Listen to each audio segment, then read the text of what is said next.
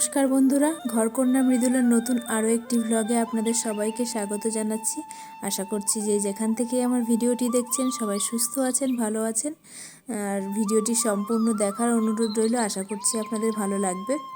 সকালবেলায় ঘুম থেকে উঠে পড়েছি, উঠে নিয়ে তারপরে উঠোনটা ঝাড় দিচ্ছি। ঘরের বিছানা টিছানা আগেই গুছিয়ে এসেছি। আগে গুছিয়ে না রাখলে পরে না ঘর থেকে বেরিয়ে আসলে পরে ঘরে গিয়ে বিছানা তুলতে গেলে অনেকটাই বেলা হয়ে যায়। তাই ভেবেছি যে আগে ঘরটা গুছিয়ে ঝাড়টা দিয়ে নিয়ে তারপরে উঠোনটা ঝাড় দেবো। তো ঘরটা গুছিয়েছি, তখন আর কিছু ক্যামেরা করা হয়নি। তারপরে এসে উঠোনটা ঝাড় দিচ্ছি আর কি। তো কদিন আগে আমাদের এই গেটটা তৈরি হয়েছে। গেটটা দেখলে না খুব ভালো লাগে, মনটা ভরে যায়। গেটের দিকে তাকালে যেন সব ঠাকুরের ছবি, খুবই ভালো লাগে। তো গেটটায় না একটু হালকা হালকা ঝুল পড়েছিল, তো সেটাও একটু ঝাড় দিয়ে ঝেড়ে নিলাম। আর এই উঠোনটা, আমাদের বাড়ির উঠোনটা এমন একটা রকম হয়ে গেছে, মানে গেট হয়ে গেছে, গেটের পাশেই পায়খানা বাথরুম হয়ে গেছে। ওটা ভাঙতে হবে, কিন্তু একটু সময় লাগবে যেহেতু, তাহলে আমাদের বাড়িটা আর কি সোজা সদর হবে আর কি, দেখতেও ভালো লাগবে। শুধু মাঝখানটা একটু পায়খানা বাথরুমের জন্য একটু মানে খারাপ লাগে। তো কিছুদিন এরকমই থাকবে, তারপরে আস্তে আস্তে আবার ঠিক হয়ে যাবে। শীতের সময় এখন তো একটু গাছ লাগাতে ইচ্ছা করে, কিন্তু বাড়িতে না গাছ লাগানোর কোনো মানে জায়গায় সে তেমন নেই। যেটুকু মাটি আছে তাও মাটি ভালো না, ইট বালি খোয়াতে ভরা, সে গাছ হতে চায় না। তারপরে আবার রোদ লাগে না, খুবই অসুবিধা হয়। তো আমাদের যে তাঁতি আছে ভোলাদা, তো অনেকগুলো এর আগের দিন তোমার ডালিয়া গাছ দিয়ে গেছিলো ছোট ছোট চারা। কিন্তু আমার বাড়িতে না টব নেই, সেই জন্য লাগানোর খুব অসুবিধা। যে কটা টব আছে সব তুলসী গাছ টাছ লাগানো আছে, সেই কারণেই আর কি ওটা আমি জামাইবাবুকে দিয়ে দিয়েছিলাম, দিদির বাড়িতে দিদি লাগিয়েছে।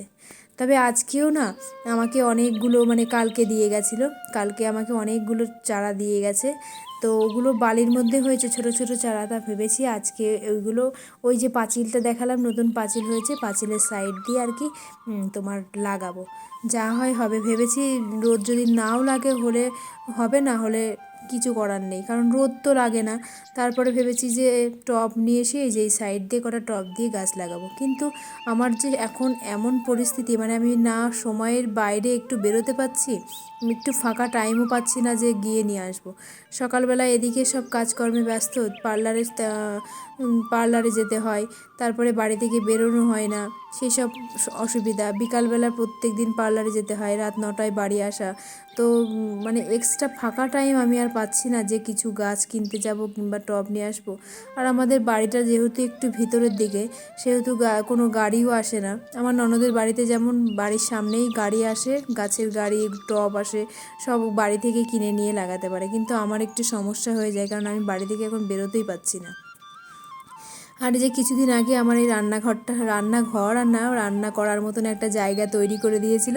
তো ওই উনুনটা তৈরি করা দেখিয়েছিলাম আপনাদেরকে আমার আগের ভিডিওতে। তো আমি এই রকমভাবে আর কি উনুনটা করে নিয়েছি, যাতে একটু কালি কম হয় হাঁড়ি কড়াইতে। তো একটা এরকম ছোট্ট করে উনুন করেছি, আর একটা তো আগেই দেখিয়েছি, অনেক দিন আগে ওই টবের উপর উনুনটা করেছিলাম। আমার এই টবের উনুনটা এত সুন্দর জ্বলে, মানে খুব ভালো লাগে রান্না করতে আর কি। আর খুব অল্প কাঠেতে রান্না হয়ে যায়, মানে খুব অল্প মানে কাঠ লাগে আর কি, জ্বালানি লাগে। কিন্তু এই যে উনুনটা তৈরি করেছি, এই উনুনটাতে না একটু বড় মুখ হয়েছে, কিন্তু আর যেরকম করেছি অনেকটা কাঠের মানে আগুন লাগে আর কি, কাঠ লাগবে আর কি, জ্বালানি না ধরলে পরে তেমন একটা তাতে না। তো নতুন করেছি, এখন একটু সময় লাগবে। তবে ভেবেছি আজকে একটু উনুনে রান্না করবো, এই উনুনটায়। তো উনুনটা নিকিয়ে একদম রান্নার জায়গাটা সব মুছে পরিষ্কার করে নিচ্ছি। কাঠে রান্না করলে না খুব তাড়াতাড়ি রান্না হয়ে যায়। তবে শীতকালটা একটু রান্না করতে ভালো লাগে।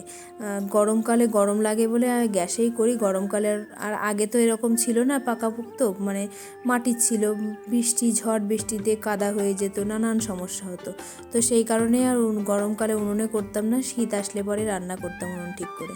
তো এবার একটু ভালো করে সুন্দর করে দিয়েছে, এখানটায় রান্না করাই যেতে পারে। আর উনুনে রান্না করতে বেশ ভালোও লাগে।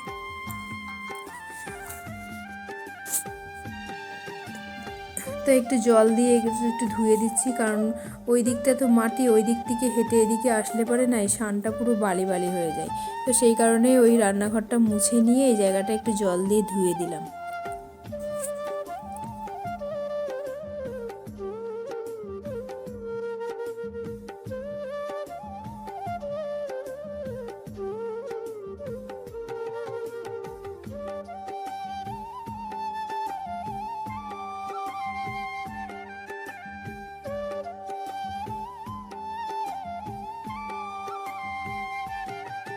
তো এবার চলে এসেছি রান্নাঘরে। রান্নাঘরটা একটু মুছে নেব। বাসন কোসন সব কলপারে নামিয়ে রেখেছি বা যে কটা ছিল, আর রান্নাঘরটা মুছে নিয়ে তারপরে বাসন কোসনগুলো মেজে পরিষ্কার করে নেব। আগে তো কদিন তোমার রাত্রেবেলায় বাসন পরিষ্কার করে নিতাম, কিন্তু ঠান্ডার জন্য আর কি, ঠান্ডা লেগে যায় শীতকালে, তো সেই কারণে আর রাত্রেবেলা এখন আর কাজ করি না, সকালবেলা উঠেই আর কি করি। তো একটু গরম পড়লে পরে তখন আবার একটু রাতে পরিষ্কার করে রাখবো, কারণ তখন মেয়ের স্কুল তো জানুয়ারি থেকেই শুরু হয়ে যাবে। তো তখন তো সকালবেলা ঘুম থেকে উঠে এগুলো করতে গেলে পরে না, ওর টিফিন রেডি করে খাবারের জোগাড় করা সব তখন খুব লেট হয়ে যাবে। তো তখন থেকে আমি রাতে বাসনগুলো পরিষ্কার করে রাখবো, গ্যাসটা একদম মুছে পরিষ্কার করে রাখবো। এখন তো একটু ছুটিতে আছি, সেই কারণে রেখে দিচ্ছি, তারপরে আবার ঠান্ডা অতিরিক্ত লেগে যাচ্ছে, তো সেই কারণে আর কি তোমার ভাবলাম যাক কিছুদিন যাক, ঠান্ডাটা একটু কমুক, তারপরে গিয়ে তোমার করবো, রান্নাঘর মুছে রাখবো। যতই হোক সংসারের মঙ্গলের জন্য যতই বলি যে এই যে রান্নাঘরে বাসি বাসন কোসন দেখতে নেই, কিন্তু কি করব বলুন তো, নিজের শরীর আগে তো বাঁচাতে হবে, তারপরে তো অন্যান্য কাজগুলো।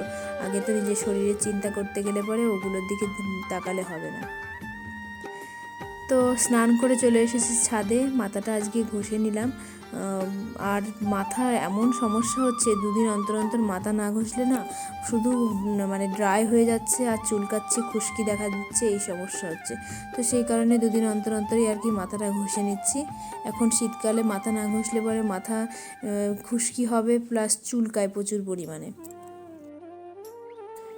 কালকে গেছে একাদশী, বাবা মা দুজনে একাদশী করেছিল। যেহেতু একদিন পর পর ভিডিও দিচ্ছি, সেহেতু একদিন পর পর ভিডিও আর কি দেখাচ্ছি। তো একাদশীর ভিডিও আর দেখায়নি কিছু।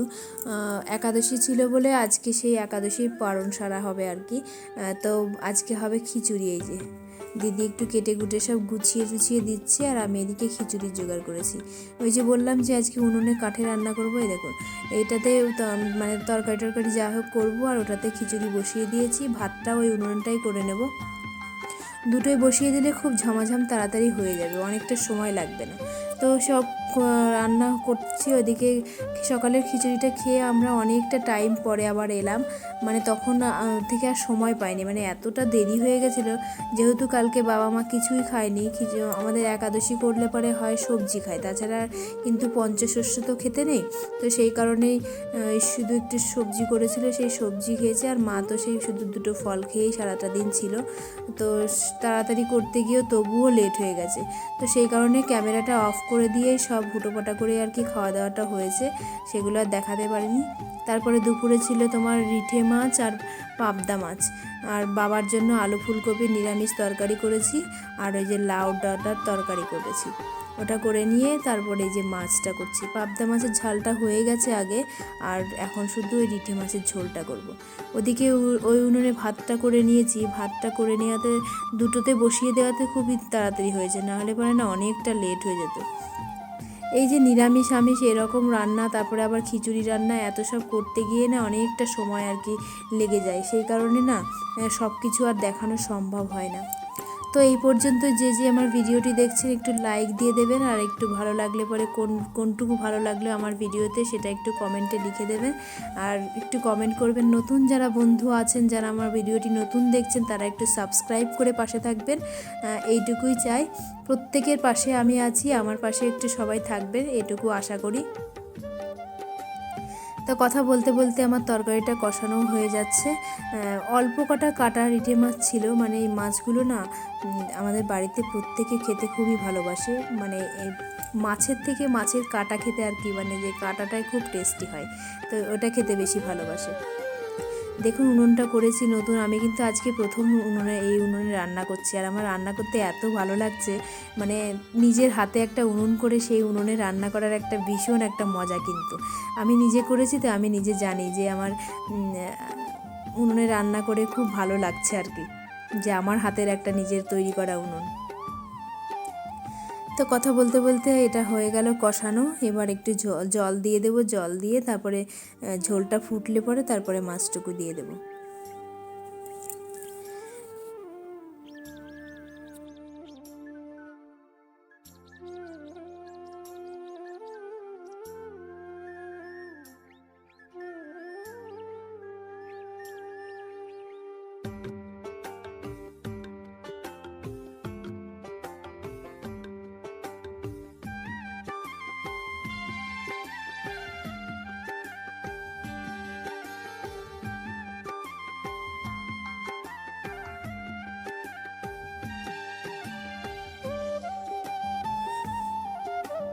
তো রান্নাবান্না খাওয়া দাওয়া কমপ্লিট করে এবার চলে এসেছি গাছ লাগাতে। এই যে বললাম না যে গাছ দিয়ে গেছে আমাদের এই তাঁতি, অনেকগুলো চারা দিয়েছে। তো সেই চারাগুলো আর কি গাছের মানে ওখান থেকে পুঁতে দিচ্ছি। কিন্তু ওইখানে না প্রচুর ওই যে আমাদের রাস্তাটা পাকা হলো, তারপরে তোমার পাঁচিল তৈরি হলো, যেসব মানে বালি চাললে পরে যে সুরকিগুলো বেরোয় না, সব সুরকিগুলো ওখানটায় টান টান মানে সব ছিটানো ছিল, এত খোয়া। তো তার মধ্যে আমি লাগাচ্ছি, আমি জানি না ওখানে হবে কি না। তো আজকের ভিডিওটাই গাছ লাগানো দিয়ে শেষ করলাম। আবার একটি নতুন ভিডিও নিয়ে আপনাদের সামনে আসবে পরের দিন।